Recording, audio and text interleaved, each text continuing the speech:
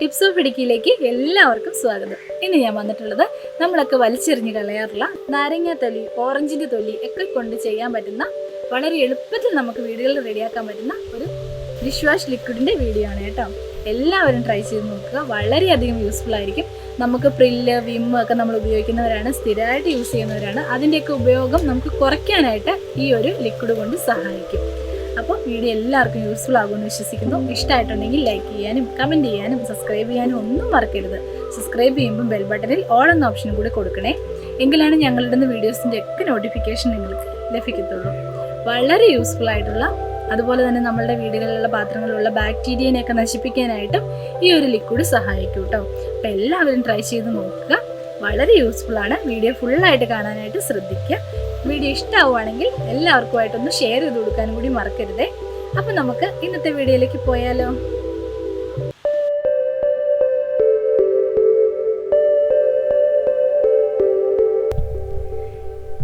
കണ്ടോ, ഇതാണ് ഞാൻ നമ്മളുടെ ലിക്വിഡ് ഉണ്ടാക്കാൻ വേണ്ടിയിട്ട് റെഡിയാക്കി വെച്ചിരിക്കുന്ന നാരങ്ങ കുറച്ച് വാടിയിട്ടുണ്ട് കേട്ടോ, നല്ല രീതിയിൽ വാടിയിട്ടുണ്ട്. അപ്പോൾ വാടിയ നാരങ്ങയാണെങ്കിലും നമുക്ക് യാതൊരു പ്രശ്നവുമില്ല, ഇതിന് വേണ്ടിയിട്ട് എടുക്കാം.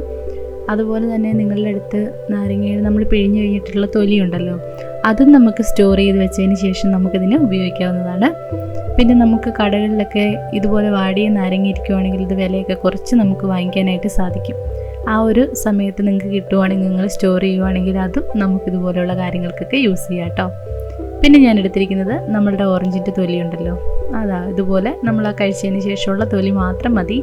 നല്ലൊരു കളറൊക്കെ കിട്ടാൻ വേണ്ടിയിട്ട്, നമ്മുടെ ലിക്വിഡിന് കളറൊക്കെ കിട്ടാൻ വേണ്ടിയിട്ട് ഈ ഓറഞ്ച് തൊലി സഹായിക്കും കേട്ടോ. അതുപോലെ തന്നെ നമ്മുടെ സ്കിന്നിനും വളരെയധികം നല്ലതാണ്. നമ്മുടെ ഹാൻഡ്സൊക്കെ നല്ല ക്ലിയർ ആയിട്ട്, നമുക്ക് ചിലവർക്കറിയാം, പ്രില്ല് ഉപയോഗിക്കുന്നവർക്കറിയാം, കുറച്ച് റാഷസൊക്കെ വരാനായിട്ട് ചാൻസ് ഉണ്ട്. എനിക്കും അലർജി ഉണ്ട് കേട്ടോ, ഞാൻ ഉപയോഗിക്കാറുണ്ട്, എങ്കിലും എനിക്കും അലർജി വരാറുണ്ട്. ഇതിപ്പോൾ ഞാൻ ഉപയോഗിച്ച് തുടങ്ങി പിന്നെ ആ ഒരു പ്രോബ്ലമേ എനിക്കില്ല എന്നായിട്ടുണ്ട്. അപ്പോൾ അതാ നാരങ്ങ ഞാനിവിടെ ചെറിയ കഷ്ണങ്ങളാക്കി നുറുക്കി റെഡിയാക്കി വെച്ചിട്ടുണ്ടേ. നിങ്ങൾ തൊലിയാണ് എടുക്കുന്നതെങ്കിലും ചെറുതായിട്ടൊന്ന് കട്ട് ചെയ്ത് കൊടുക്കുക. ഇനി നമുക്ക് വേണ്ടത് ഓറഞ്ചിൻ്റെ തൊലിയാണ് കേട്ടോ. ഓറഞ്ചിൻ്റെ തൊലി ഞാൻ ഇതുപോലെ അങ്ങനെ ഇട്ട് കൊടുക്കുന്നുണ്ട്.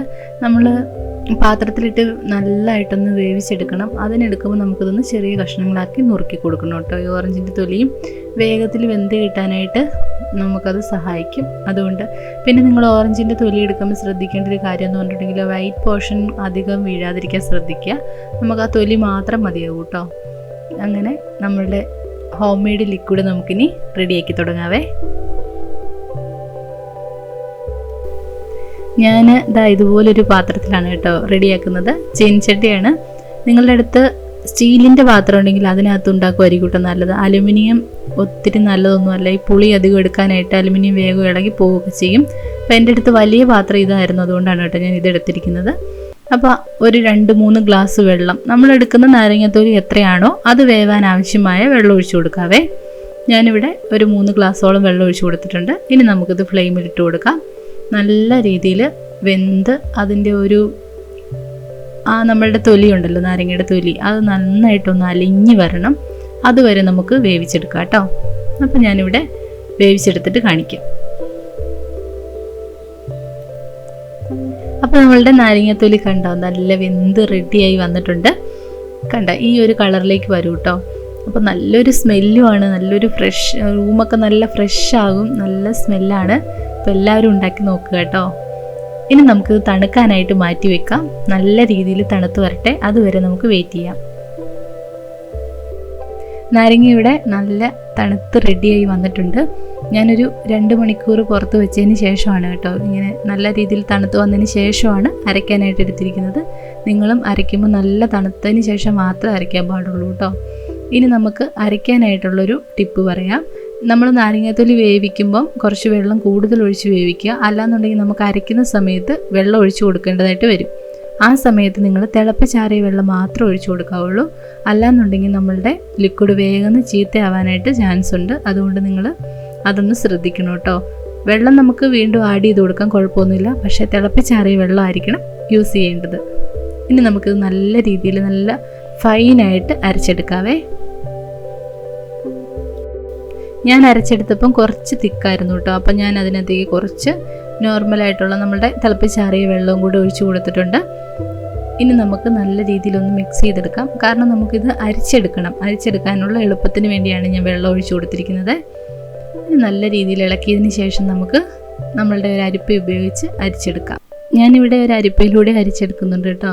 അരിച്ചെടുക്കുന്ന സമയത്ത് നമുക്ക് ശ്രദ്ധിക്കേണ്ട കാര്യം എന്ന് പറഞ്ഞാൽ വെള്ളത്തിൻ്റെ നനവ് ഒട്ടും പാടില്ല. വെള്ളത്തിൻ്റെ നനവില്ലാത്ത പാത്രമായിരിക്കണം നമ്മൾ ഇതൊന്ന് അരിച്ച് ഒഴിക്കേണ്ടതും. അതുപോലെ തന്നെ നമ്മുടെ അരിപ്പയും നല്ല ഉണങ്ങിയ അരിപ്പയായിരിക്കണം കേട്ടോ ഉപയോഗിക്കേണ്ടത്. കണ്ടോ, നല്ല രീതിയിൽ നമ്മുടെ ലിക്വിഡൂടെ റെഡിയായി വരുന്നുണ്ട്. ഇനി കുറച്ച് സാധനങ്ങളൂടെ നമുക്ക് ചേർത്ത് കൊടുക്കാനുണ്ട്. അപ്പോൾ ഇത് അരിച്ചതിന് ശേഷം നമുക്ക് അതും കൂടി ചേർത്ത് കൊടുക്കാം കേട്ടോ. എനിക്കിവിടെ 2 കപ്പ് നമ്മുടെ നാരങ്ങ റെഡിയാക്കിയത് കിട്ടിയിട്ടുണ്ട്, പൾപ്പ് അതിൻ്റെ കിട്ടിയിട്ടുണ്ട്. അതിലേക്ക് ഞാൻ ചേർത്ത് കൊടുക്കുന്നത് 1/4 കപ്പ് ഉപ്പാണ് കേട്ടോ. നമ്മളുടെ അളവ് പാത്രം ഉപയോഗിച്ചാൽ നമുക്ക് ഉപയോഗിക്കാം, കുഴപ്പമൊന്നുമില്ല. 1/4 കപ്പ് സാധാരണ നമ്മളുടെ നോർമൽ ഉപ്പ് ചേർത്ത് കൊടുക്കണം. പിന്നെ ചേർത്ത് കൊടുക്കേണ്ടത് നമ്മളുടെ വിനാഗിരിയാണേ. വിനാഗിരിയും നമുക്ക് അതേ അളവിൽ തന്നെ ചേർത്ത് കൊടുക്കണം. ഈ 1/4 കപ്പ് ഉപ്പും വിനാഗിരിയാണ് നമ്മളുടെ നാരങ്ങയിലെ ആ ഒരു നമ്മൾ പാത്രമൊക്കെ കഴുകുമ്പോൾ ഉള്ള ബാക്ടീരിയനെയൊക്കെ നമുക്ക് നശിപ്പിക്കാനായിട്ട്, അതുപോലെ തന്നെ നമുക്ക് അണുനശീകരണത്തിനൊക്കെ നമുക്ക് സഹായിക്കുന്നത്.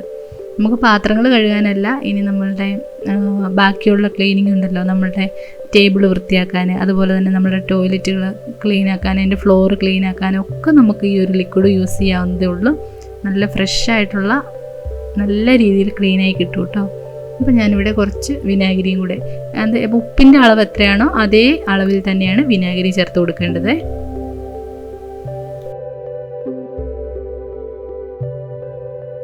ഞാനിവിടെ വിനാഗിരിയും കൂടെ ചേർത്ത് കൊടുക്കുന്നുണ്ട്. ഇനി നല്ല രീതിയിൽ നമുക്കൊന്ന് മിക്സ് ചെയ്യാം. അപ്പോൾ നമ്മളുടെ ഡിഷ് വാഷ് ലിക്വിഡ് ഇവിടെ റെഡി ആയിട്ടുണ്ട്. ഹോം മെയ്ഡാണ്, നല്ല ഫ്രഷാണ്, ഒരു കെമിക്കലൊന്നും ചേർത്തിട്ടില്ല. ഒരാഴ്ച വരെ നമുക്ക് സുഖമായിട്ട് ഇത് പുറത്ത് വെച്ച് യൂസ് ചെയ്യാം.